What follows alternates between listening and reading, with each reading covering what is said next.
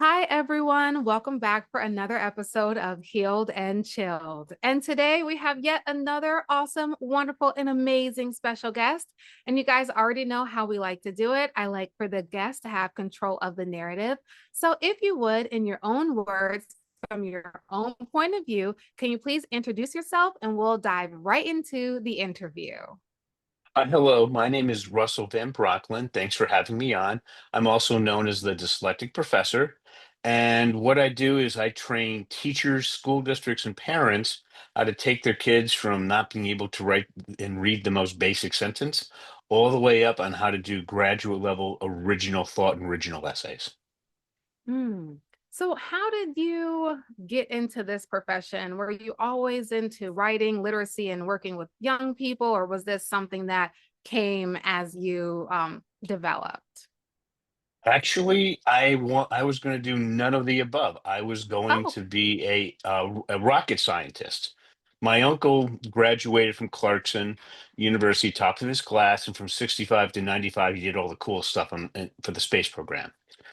And that's what I wanted to do. But then in the late 90s, I wanted to know how our government worked because it mhm. just looked chaotic and kind of nutty. So I applied and was accepted to the New York State Assembly internship program. Problem was I entered with a first grade reading and writing level. Oh, And wow. they looked at me and said, "This program is not going to work with you." So what they did is they formed a committee and they put me in the majority leader's program and counsel's office that ran the assembly day to day because they had three administrative assistants that could help me out.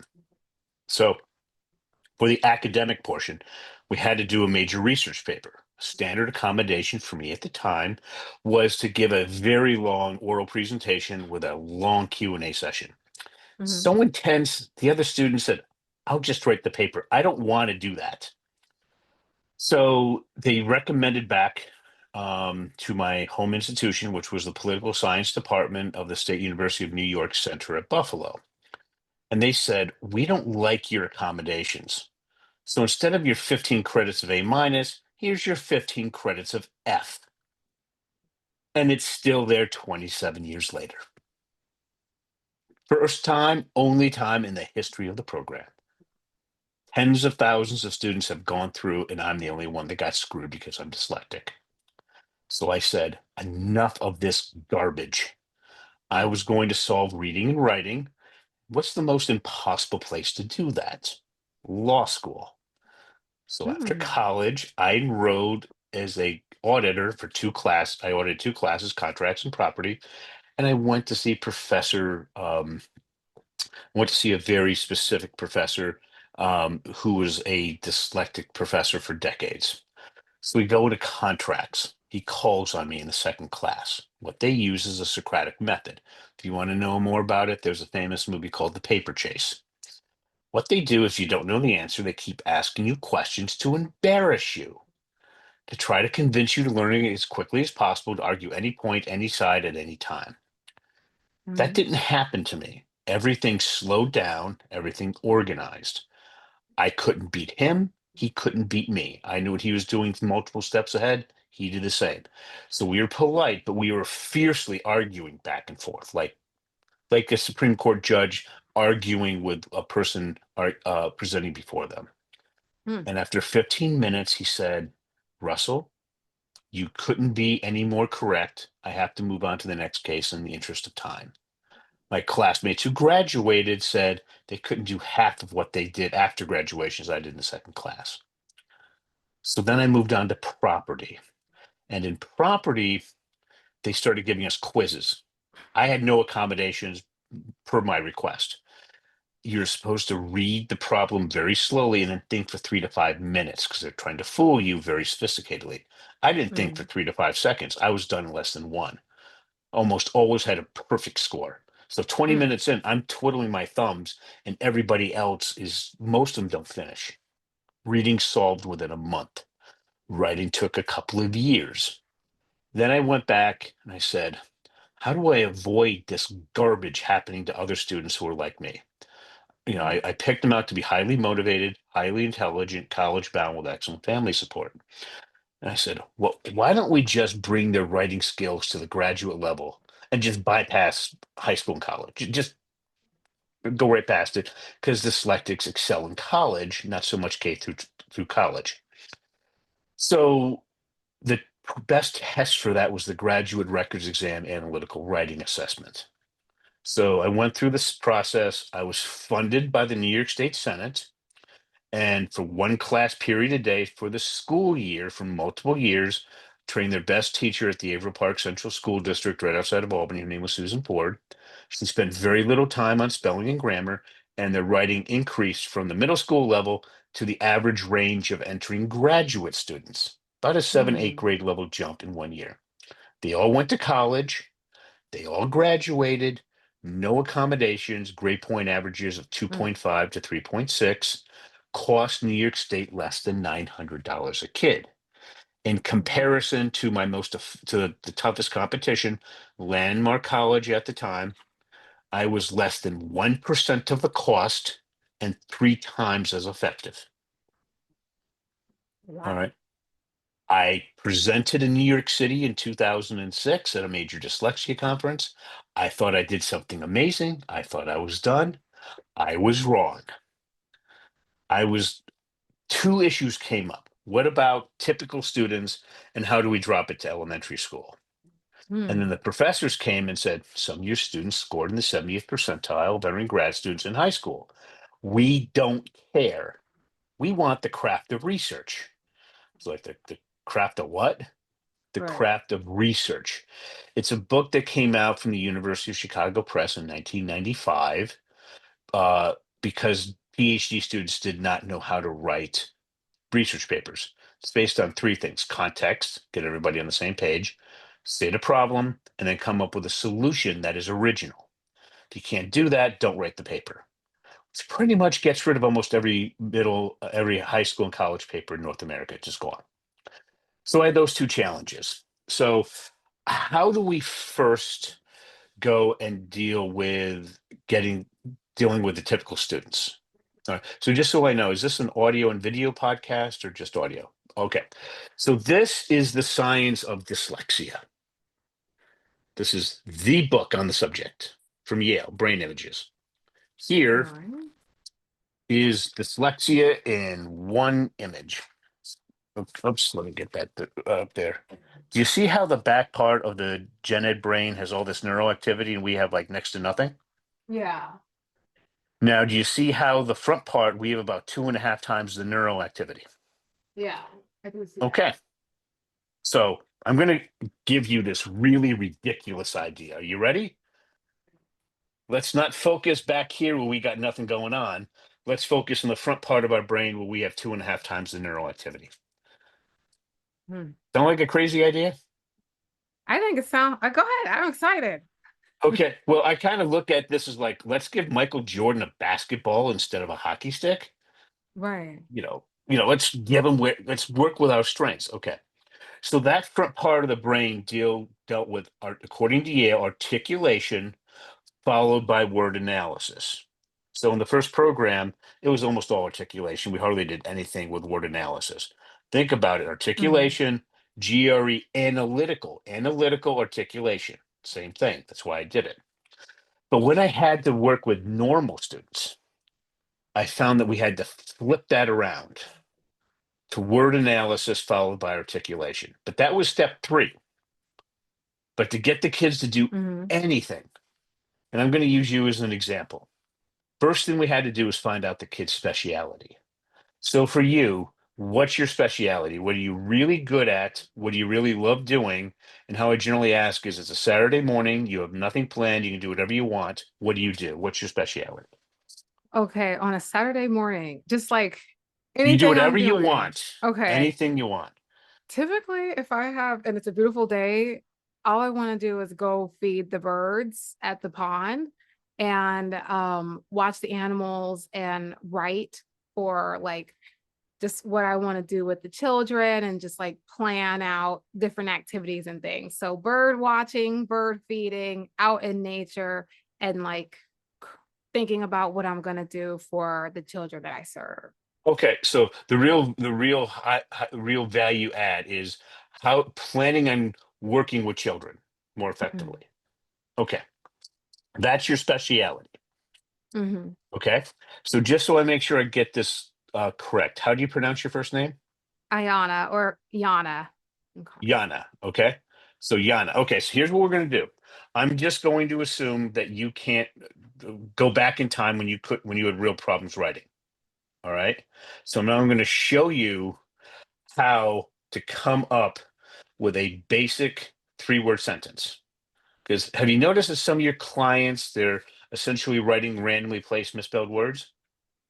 Sometimes, yeah, but they're You- mainly, they- yeah, go ahead, go ahead. no, no, I'm just saying some of them can't write a basic 3-word sentence. Yeah, that's true.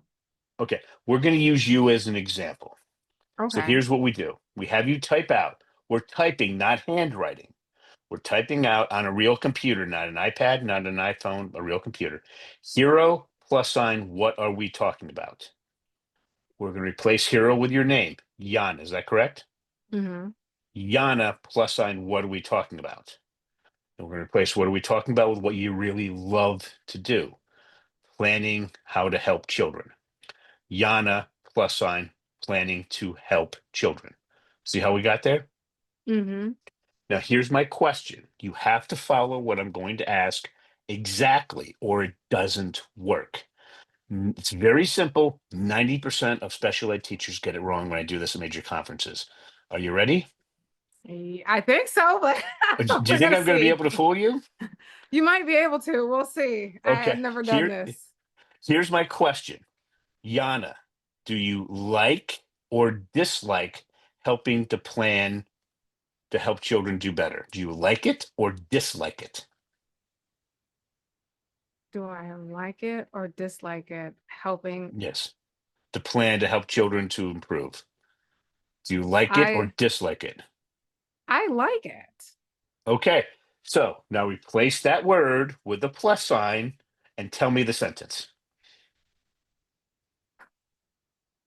So we got Yana plus sign, planning to help children to improve. We have to replace the plus sign, and I gave you two options, like or dislike. Okay. Pick the word. Yana Go ahead. Yana likes helping to plan children. This is To like a improve. tongue Okay. to Yeah, improve. normally we do one word, yours is a bunch, but that's not what I asked. I asked, do you like or dislike? You added the S automatically and put it into the sentence. The dyslexic students, when they're young, don't know how to add the S. Oh. I would say like or dislike, and they would say like. Yana like helping the plan to help children improve. Okay. They don't know how to add the S. And how do we add the S? For the wealthy kids, if Bill Gates had a dyslexic kid, they would send them Mhm. to an Orton Gillingham multi-sensory structured language approach. If you're in fourth grade or above, it takes about 4 to 5 years, and it's 98% successful at about Mhm. 75,000 a year. It's Oh. house money. Oh yeah, because Dr. Orton passed away in the late 40s and Gillingham passed away in the 50s. Hasn't changed a lot since. Mm. So what we have to do is how do we come up with a better way? So what we do is we add, here's the one assumption I have to make. The student can speak proper English. It's one assumption I have to make. I would ask you, does this sound generally correct? Read what you wrote out loud. Does it sound generally correct? Yana like helping children to plan to, I mean, sorry, Yana like to plan to help students improve. Does that sound generally correct? Or does it sound a bit weird? Right. Sounds a bit weird. So then I would say, does it sound correct? No. Fix it. Yana likes helping to plan to help children to improve. See how we did that? Hmm. Now, the kid went from randomly placed misspelled words to doing just fine with that one. Then we do because reason one, and then you type out your reason one. Now, as you do that, you're going to find that some words are probably misspelled. So we tell the students before they put the period down, they could ask any question. Mm. But once they if they say Did I spell helping correct? If they didn't, then you can show them, you can type out helping, they can copy it. All right, they just have to do it for that one word, but they put the period down. If there's a spelling mistake or major, and I mean major grammatical mistake, they cannot just continue. They have to retype the entire thing. So what Mm. happens? These kids drop the period. Then they get annoyed with themselves when they make a mistake. I tell them the two least offensive things is number one, you made a silly mistake, or you made a silly error. Least offensive way I could think. As they go through that, now you say, you made a mistake. Now you have to retype the entire sentence. So they start to hyper Mhm. concentrate. I'm not going to make that mistake. And they make it somewhere between 3 and 12 times. And sometimes around like 10 to 11, they're concentrating so hard, sometimes sweats come down to their forehead. Oh, wow. Yeah. And that's where the magic happens. They keep retyping until they get it right. They're making the same mistakes until they don't. Then you do Mm. everything 10 likes and 10 dislikes. Reason one, then reason one and reason two, then reason one, reason two, and reason three. Once you're done with that, and this can take a couple of weeks or it can take a couple of months. Here's what you need to understand. If you can write it, you can read it. If you can write it, you can read it. I have just shown you how to take a kid from writing at the kindergarten level to end of second to beginning third grade. Mm. Parents can do this at home. So rule number one is you have to focus on the kid's speciality. For a normal Mm. student, you step out of that, you're down 70%. For a motivated kid, you're down 50. Let me Mm. give you an example because parents will say, my kid won't do the work. If it's outside their speciality, correct. Inside, no. This is my most popular book. Oh, I'm sorry. This is my most popular book. Sorry. It's Disney's biography, Mm. The Triumph of the American Imagination, all 1,000 pages. And I'll give this to a 10-year-old. Okay. Have you ever been to Mhm. Disneyland or Disney World? Yeah, Disney World. Okay. When you went Mhm. into the Magic Kingdom, did it feel magical? Yes, especially as a That child. Yes, that magic. Remember, Disney died in 1965. All right. That Disney magic is two universal themes. The first one is real easy to find, not that valuable. The second one, I've never had a parent find it. To give you an example, I gave it to a girl when she was 10. She wanted to understand the Disney magic. So at 12, because now she's reading that massive book, which is for 11th graders, I asked her Mm. mom, who has a master's degree, what's the second universal theme? She can't find it. As 12-year-old girls do, Mom! And then she pointed it out. And her mom couldn't believe. She said, I went past it so many times. I said, well, your 12-year-old can now comprehend better than you can. You have a master's Mm. degree. Did I do my job? All right. So, what Mm. parents need to understand, if you do this at home, yes, this book, this big, massive book, I typically am on this book for 2 to 3 years with a kid to read on it, to write on Mm. it. Because once you can do that monster, you're done. Okay. The schools don't teach speciality. They try to make us well-rounded. So we're Yeah. outside our speciality and the kids don't do work. Sound familiar? Yep. Find something they're interested. The kids don't typically start off with a monster like this. They tend to start off with Harry Potter. Okay. Now let's go on to the next step.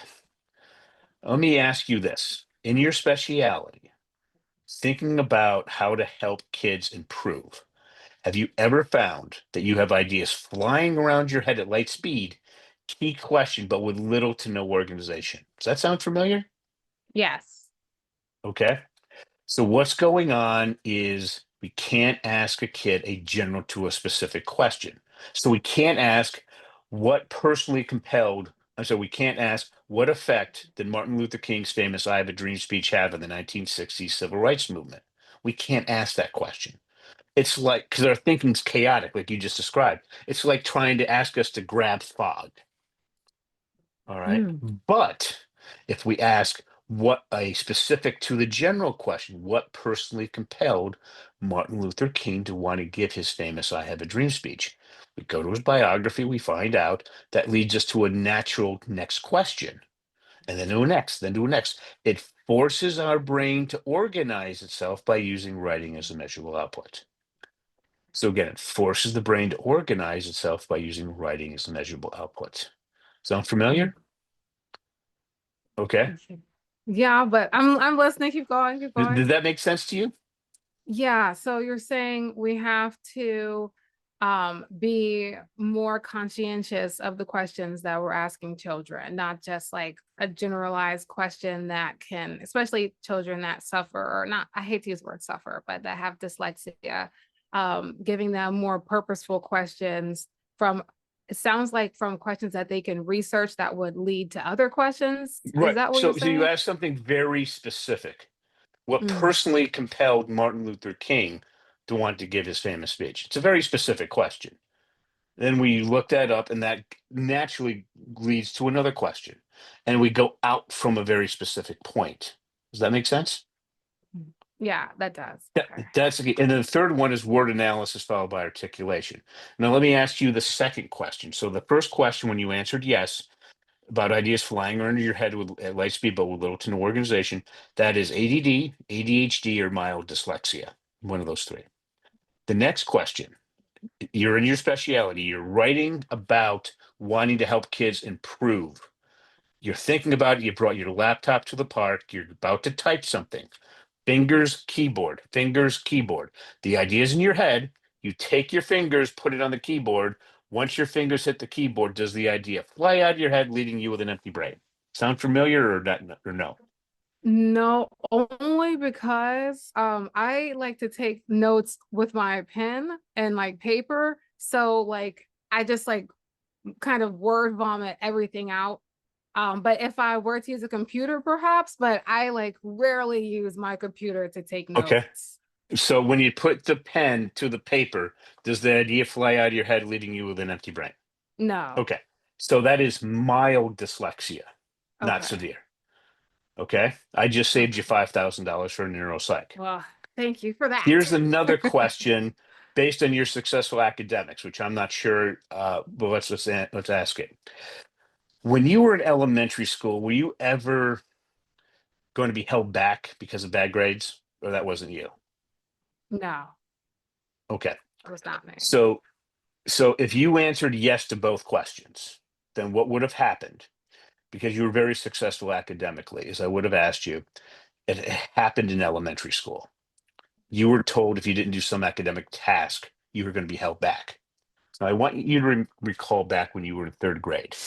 Do you remember who your best friend was? Third grade, yes. Change her name so we're not violating her privacy. Sure. What's her name? Her name will be Caitlin. Caitlin. Imagine that you were told that if you couldn't do an academic task, you were going to lose Caitlin as a friend because she was going to move on and you were going to be held back. How would that have affected you? That would have made me very sad. Very, Clinically very sad. dangerous. So, what happens to the student who said yes to both questions is that they would start telling themselves, my parents don't, if I don't do this, if I don't pass this task and nobody can help me, my parents won't love me anymore. Caitlin will hate me. Oh my They gosh. put so much pressure on themselves. And then eventually the solution presents itself. All Hmm. right. And then that happens so many times. Why was I so successful with that original program? Because I knew the kids, virtually all of them, met that criteria. And I knew Wow. once we got them into the body paragraph, they would just instantaneously move very rapidly because it's used to breathing. I call it, I know your secret. And the kids desperately don't want their parents to know what's going on. So if they answer yes to both Mm-hmm. questions and they're successful academically, I know that that probably happened in elementary school. And they're like, how do you know? And I'm like, do you think you're the only one? You don't think people haven't had this before you, who have gone before you? Hmm. Oh, any which way. So I take all those questions. I say, okay, what we're going to do is we're going to show you how to force your brain to organize itself by using writing as a measurable output. Here's the secret. Do you Hmm. want to do it this way? And they say yes. Then I tell them we figure out what their book is. We get their book and an audio book. I All love right. that. Now we have to now move over. So let's just again review the process. It's working the kid's speciality, an audio book, a printed book, or then they'll do the work. If it's not, then they won't. Step two, we don't go from the general to the specific. We go from the specific to the general. Step three, it's word analysis followed by articulation. Now, the craft of research. Why is this important? Do you use artificial intelligence that much now? You yourself? Can you say that again? Do I Do use you use what? art? Do you use artificial intelligence much at all? Typically, it's ChatGPT. Do you use that at all? Yeah, definitely. How much do you use it? It's kind of weird, but like I talk to ChatGPT like it's a girlfriend, like it's one of my girls. Like, do you think I should go do this? So I talk to ChatGPT all the time, honestly, And it all works. the So time. let me give you an example. I had a student last year who hated it. He wanted nothing to do with it. So he graduates with a bachelor's degree, and his manager loves it. He essentially said, I'm not going to pay you to do it the old way when you can do it so much faster using this. So he calls me up and he's desperate. He said, I don't know what to do. I said, you've been trained in the craft of research. Go figure out the context of your Mm, problem. Talk to it, type it, go back and forth, give it a lot of ideas. A lot won't work, something will. Once you figure it out, come right. back to me. And I said, good job. Now go do the same thing for problem. He comes back to me. I hate this. And I said, welcome to the Oh, adult world. Then he goes and does the solution. So the boss is going through the essays of what the new hires turned in. Can't use this, can't use this, comes to his. Excellent idea. We can use that. oh, Within a good. week, he was training others on how to use ChatGPT. Oh, Even though he wow. says, I hate this, I have no idea what I'm doing. This is what I found out worked when I went through the craft of research.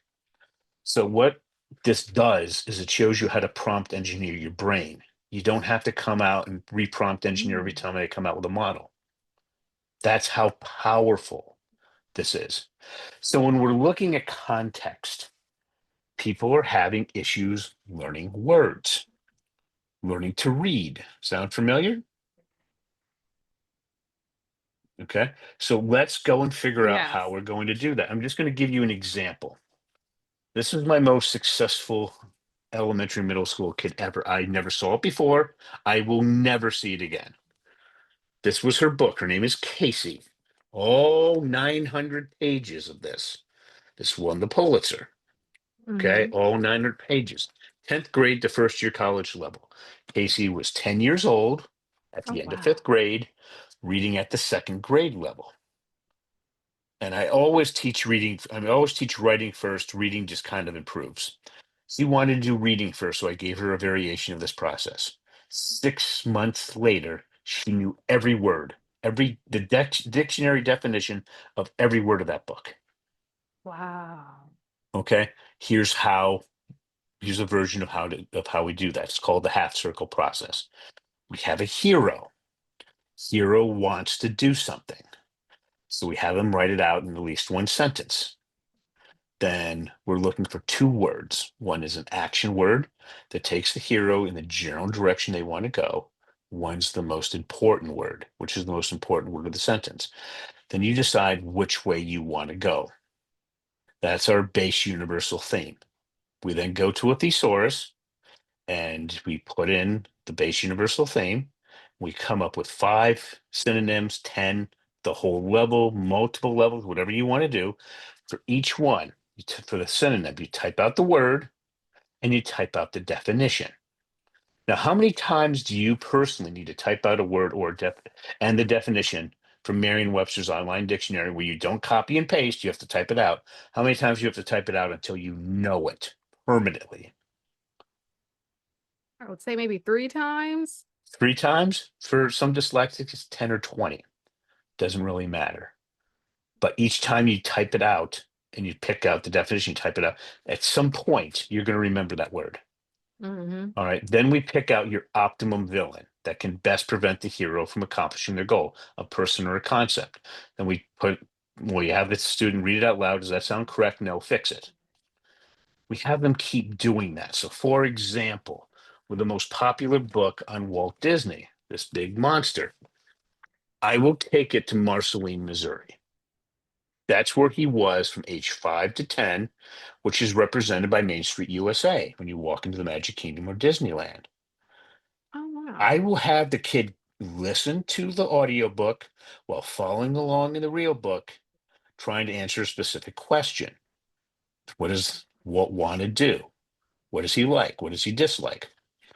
Remember all that chaos I asked you about ideas flying over your head at light speed, but with little to no organization? This drops at about 70 to 80%. Oh, You wow. come across a word you don't know. You type out the word, look up the definition in Merriam-Webster's online dictionary, and do not copy and paste because then you're wasting time. You write it out. This is what I always hear from parents or teachers. My kid won't do the work. And you're right. If you're outside the speciality, if you're Mhm. trying to have the kid go through 5 books a year or 10 books a year or whatever it is that you're required to do, I will have the kid on this book for 2 to 3 years. This one Mm. book. And then I will have the kid on that 3,500 word section until they can read it with no assistance. Mm. Okay. Then they go on to the next section. Once you're done with 4 or 5 chapters, they're reading the book, essentially. You can do this at home Mm. for less than $100. And if that takes six months, a year, doesn't matter because you're building up a vocabulary of hundreds of evolved words. Mm. And when the 11-year-old does this, and then they remember in high school and you had to take the ACT or the SAT, remember how Yeah. the verbal section was essentially a vocabulary test? Mhm. My kids don't need to restudy the words. They remember 70 to 80% of the Oh, definitions. wow. Yes, drives their gen ed peers crazy. So what we're doing is we're bringing them to the top of the mountain, way up here, and they have to walk down to learn the rest of it, which is a lot Mm. easier than trying to scramble up. I love But that. Oh, go ahead. yeah. So I just showed you how to take writing from kindergarten to beginning first grade, beginning of third grade, and how to essentially solve the reading issue. Mm. It's that powerful. Wow. So how do you because a lot of times children, especially like young people in general, they're already like subconscious about like little things. And so what I've noticed is children that can't necessarily read or articulate their thoughts, mainly Mhm. reading. And I was definitely one of those children where sometimes I would mess up on a word and then you feel kind of bad about it. And I see it's like intensify and intensified based on how much you struggle with reading. So, do you also notice any change in like the child's personality or confidence outside of their ability to read? Like, do you notice personality shifts or do they hold their head up a little bit higher? Because I could imagine that going from not being able to write a sentence to reading a whole 1,000 page book and then wherever that takes you, would imagine that that would impact how they feel about themselves. Yes, but you have to understand, I deal with the craft of research. So once I get done with context, then I go into problems, and that gives you what a well-read student's supposed to come up with. But then I finish up with solution. And Mm. then what happens is I want you to imagine Romeo and Juliet. The teacher's been teaching it for 25 years. They had like 2 original papers in their entire time. And when I take a student through through solution, they turn in a paper that would be considered original at graduate school level. And the Mm. teachers freaks. Like, how the heck did you do this? And then they can walk them through the entire process, but they learn something truly unique and truly original. And Mm. then they do it for the next paper, and then the next paper. And then then the valedictorian starts getting upset. Why are you getting all the credit? Why does the teacher love what you're doing? because, and I talked to valedictorians, I said, well, this kid has 2.5 times the neural activity that you do in the front part of the brain. I Mm. showed them how to use it over a couple of years. Their parents taught them. They can now know, well, how do I come up with something original? And I said, well, some gen ed students are what I like to call full brain. So let me just go into that so you know exactly what I'm talking about. Here's the graph again. Now, imagine that you were a gen ed person who had the creative ability of a dyslexic and the reading and writing ability of an AP English kid. Imagine both those overactive parts in one brain. I said there are people like that. I call them full brain people.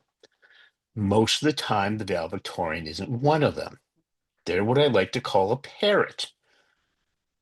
They can, and I'm going to be very rude about this, they can regurgitate what the teacher tells them on a test and get it perfect. Heaven help them if they had to come up with something original.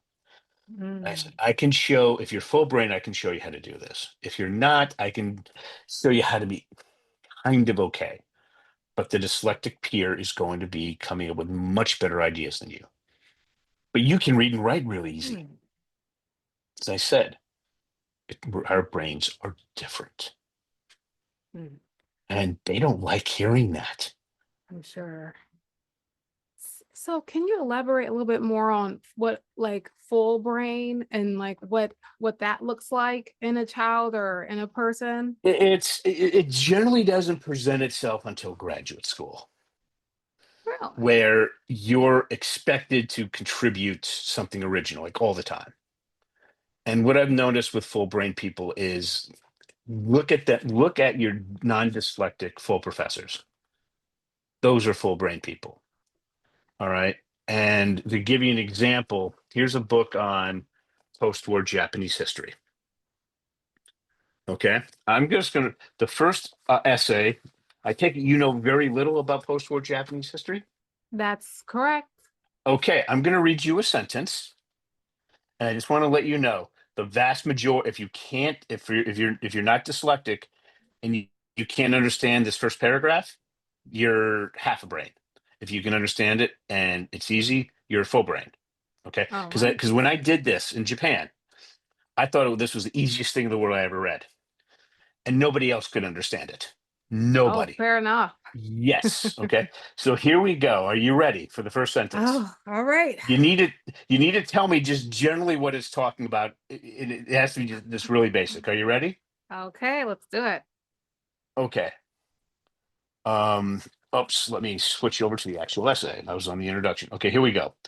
Just so you know the name of the essay. It's Peace and Democracy in Two Systems, External Policy and Internal Conflict.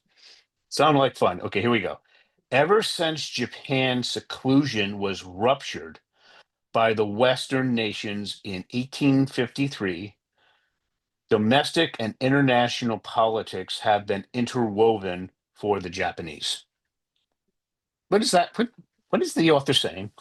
So to me, it sounds like ever since Japan was infiltrated by the West because they were siloed and just by themselves, now all Mhm. of their politics are intertwined with the Western world and other places. That's what it sounded like to me. Yes, exactly. Now, I want you to imagine a reading teacher with a master's degree can't do that. They're completely confused.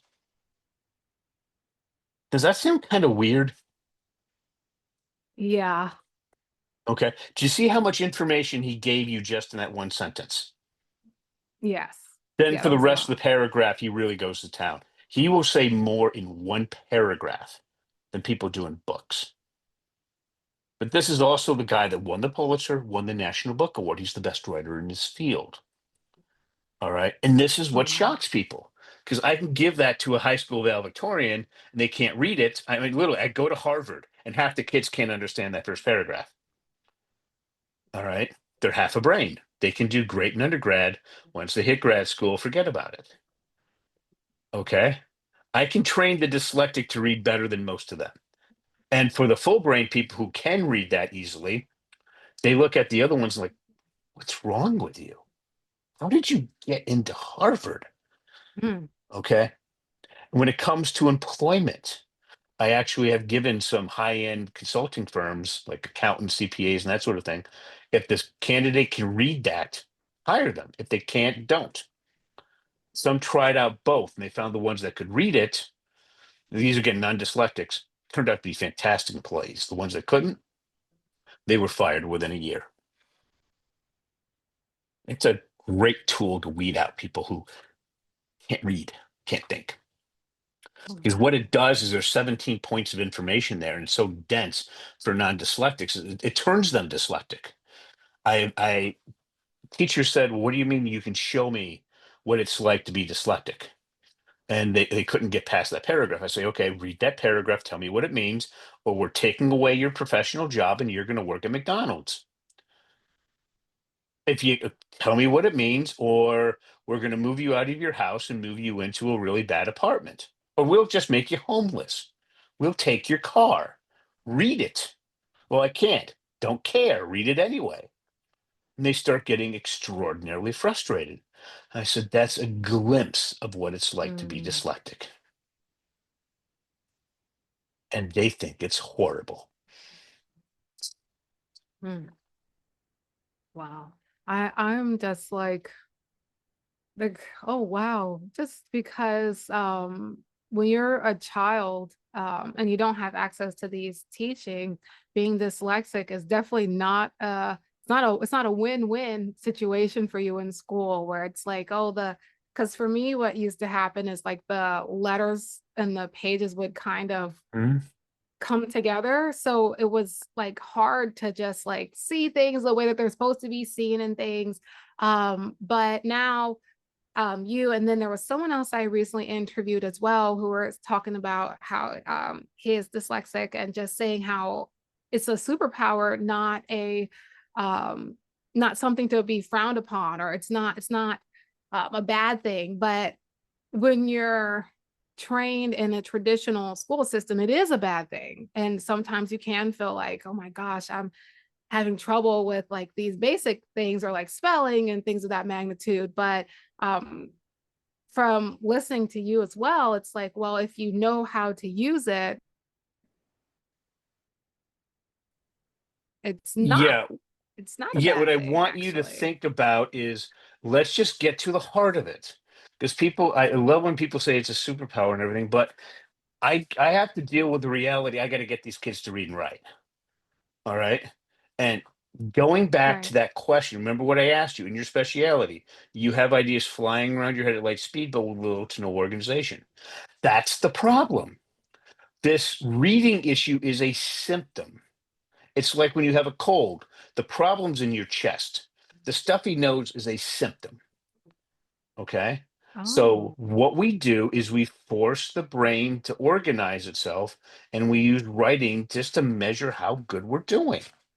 We focus on your speciality. We teach you from the specific to the general, and we did word analysis followed by articulation. So just going back to what I was telling you before, when we were looking about like and dislike, that is a very simple form of word analysis. After because is articulation. I keep going back to the Yale brain scans every chance I get. Okay. And people think, what you mean the kid's really going to spend 3 years on Disney? Yes. Imagine being 12 or 13 and be able to read this and talk about it like you're a Yeah. college student. I can tell you there's other things you're going to have to learn in between times, but now you're at the top of the mountain and you're walking down, which is so much Mm, easier than trying to climb up. This yeah. is how our brain is designed. Why do I use the craft of research? Because that's what the professors want. Desperately, they want. I give you an example. I had a student, she doesn't want me to use her name, she's very private, but she went to see a professor with my assistance. She went to a college because of a professor. Very common for grad school, very uncommon for college. So she walks in after the Mm, first class. She says, um, I want to speak to you about our term paper. I've been trained in the craft of research, but I still have weak spots. And he calls me. What is a college freshman doing with the craft of research? I have a hard time getting my doctoral students to do this. Then, as she started turning in papers, he called me and said, nothing major, but a lot of small points. I'm learning things that are completely original from a Oh, wow. college freshman. Now he wants to work with her because of her reading, writing, and research abilities, not not wanting to work with her because she's dyslexic, which is much more common. Mm. That's how powerful that book is. And that's why I start using it to students as young as 9. Just gotta give you some snaps there. That's fun. I don't even know what to say. I just think that that's so powerful because being dyslexic can be such a challenge, especially literacy is already a challenge for a lot of children. And unfortunately, it seems like it's increasing, even though you would think more children would know how to read because we have like all these tools to assist, but it's actually not the case. I'm seeing more children that literally can't read. So to be able to go from having the dyslexia as something that's negative to be able to read these large books and have it so that even the professors are enamored and thrilled with the work, I think is just, I don't even know what to say, honestly. Yeah, and That's parents can do fantastic. this at home. And again, I want to give you an idea of what my competition is like. Once you hit fourth grade, because it's pretty easy to fix in kindergarten, first grade, but once you hit fourth grade, there's a school in New York State called the Windward School in the Upper East Side of Manhattan. They have a 98% success rate of taking kids, dyslexic kids in and sending them back to their school they came from, absolutely prepared. And I mean, Mm. absolutely everything's corrected. Okay. Takes 98%, takes 4 to 5 years at 75,000 a year. And that does not include Jeez. living expenses. And the teachers get paid horribly compared to public school teachers. What? Why? Because you got like 4 kids, 5 kids to a class instead of 25 or 30. That's why. Wow. Okay. Or the parents, if you go to dyslexiaclasses.com, that's plural, dyslexiaclasses.com, and click on the contact me form, I can get right back to you and just walk you through how to do this. It's not hard to do. Mm. I love that. Um, we're coming up a little bit on the tail end. Is there anything else that you're like, oh my gosh, I really want parents to know this or guardians? Because I'm coming into like communities where there's grandparents raising their Mhm. grandchildren and just all these different things. So is there anything else that you think might be helpful or useful for someone listening to this now or watching? Yeah. Find out what the kid's speciality is. Get their audiobook first because if you get make sure they like the narrator. If you get the audiobook, you can get a printed book. Not doesn't always work the other way around. And then just realize you're going to be on that book until they can read the whole thing. Contact Mm. me. I can show you. We meet with parents, guardians, grandparents once a week, and we walk you through how to do everything. We have Okay. everything written out. This is not hard to do. And if some parents say, well, I can't do it, but there's a family friend. I've had 14-year-old AP English girls. I hate to say it, but when they're 14 or 15, a senior professor told me that girls are like about 3 years more mature than boys neurologically. Something different about the female brain. All right. So typically it's young ladies. They're AP. I can show them how to do this. Okay. Within a few months, Mm. they are more effective than the best special ed teachers in their area with master's degrees and decades of experience.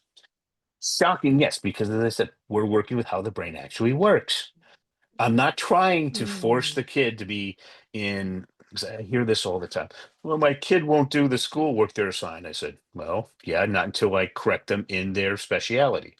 Once they're done, then you can kind of tell them they have to do it and they will grudgingly do it. But before they get things corrected, yeah, they're not going to do work outside their speciality. See that all the time. Very rarely will kids do that. And so I got to, they pick a book on, like I had one kid who was doing Michael Jordan's biography. So he's going to be on this book for, I said, yeah, for about 2 to 3 Wow. years. if you want to go all the way through and do the Mm. original, do the solution. If you just want context and problem, we can do that with usually within a year or two. Yes, they're going to be on that one book that entire time. Their teachers don't like it. I said, well, I'm not here to take a kid and put them, I'm not here to, I'm here to solve the problem. Mm. Once it's solved, then they can go back and do the work. But until it's solved, it's me or a $75,000 a year private school. Most parents can't afford the 75,000. Even if they don't want to send their kid away to boarding school. Yeah. Wow. Well, I'm glad you have this option. I'm glad that we were able to connect. I have three cliche questions that I ask everyone. And before I get into that, I just wanted to just give you a general thank you for the work that you're doing because it will definitely, and I'm sure you already have, but just change children's lives and help them just thrive and see themselves more than just like, oh, I'm struggling with this reading, I'm struggling with this, because it really does impact their confidence. It really does impact how they show up in the world and what they think about themselves. And if you can go from barely reading and barely able to formulate a sentence to impressing your college professors, I'd say like that's a huge win. And from someone who works with children, I'm just excited that there's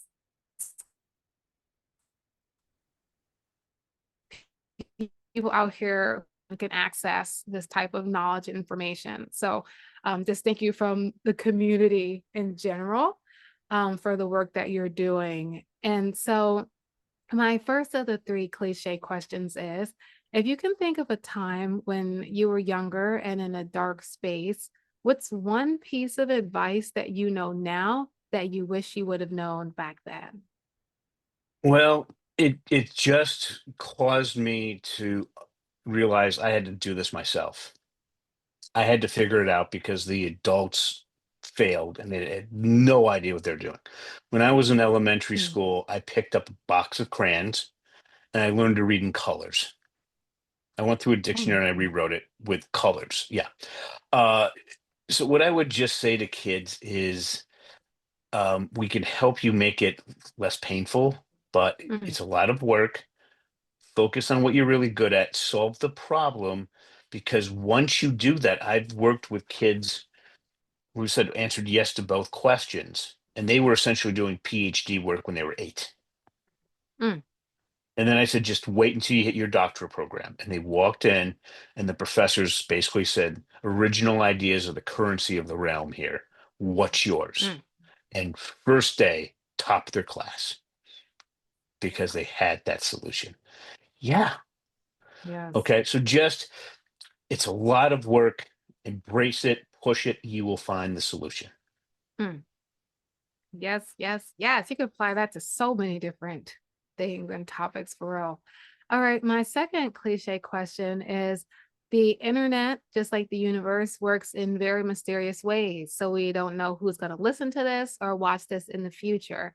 Is there any person or organization that you would really like to work with or partner with that if they saw this, you're like, hey, I'm trying to reach you? Mainly, it's trying to get through the New York State elected officials because my state, they spent all of last year, 100 of top people in dyslexia, parents, teachers, researchers, coming up with a plan. And now they found out they can't afford to implement it. So who would I want to work with? The superintendents of the school Mm. systems, the superintendent of the New York City public school system. Because what I want to tell them is Evelyn Whitebay, who was on the dyslexia task force, is a really effective teacher.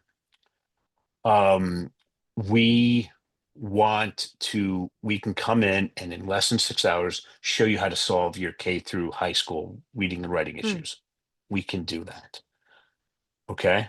But if we can't get a hold of you, we can't let you know.